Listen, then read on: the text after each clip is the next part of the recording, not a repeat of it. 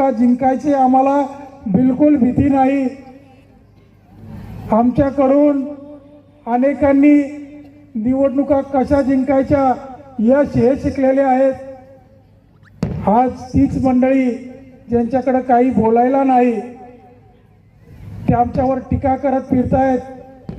मी नेहमी आमच्या इथे काही पत्रकार बंधू असतील त्यांना माहिती आहे की मला माझ्यावर टीका करणं खूप आवडतं, कारण मला जर कोणी मोठं केलं असेल तर या टीकाकारांनी मोठं केलंय।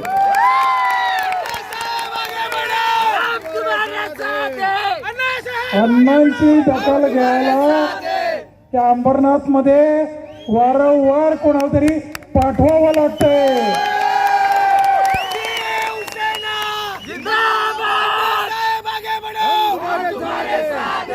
वाळेकर कुटुंबाने त्या अंबरनाथ मध्ये काय केलंय?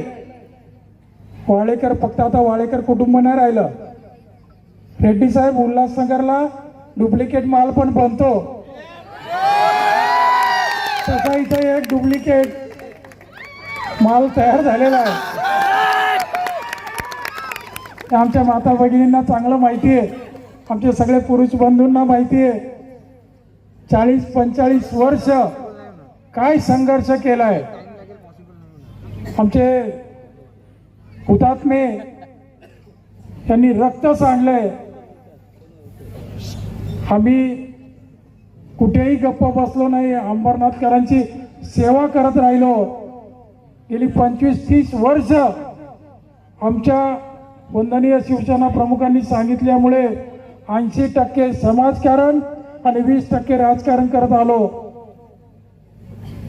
एकूण एक काम करण्याचा प्रयत्न केला, नव्हे तर मागच्या 10 वर्षामध्ये सन्माननीय खासदार डॉक्टर श्रीकांत शिंदे साहेब हा एकच चौक आहे की खासदार होण्यापूर्वी अंबरनाथ मध्ये आले होते, त्यांना तिकीटही मिळालं नव्हतं। तोपर्यंत आम्हाला शिंदे साहेबांनी सांगितलं की श्रीकांत अंबरनाथ मध्ये येतोय। आमच्या ह्याच माता भगिनींनी गावदेवी मंदिरापासून त्यांच्या ओवाळण्या केल्या, त्यांना या चौकात आणलं आणि इथे खूप मोठा सत्कार केला।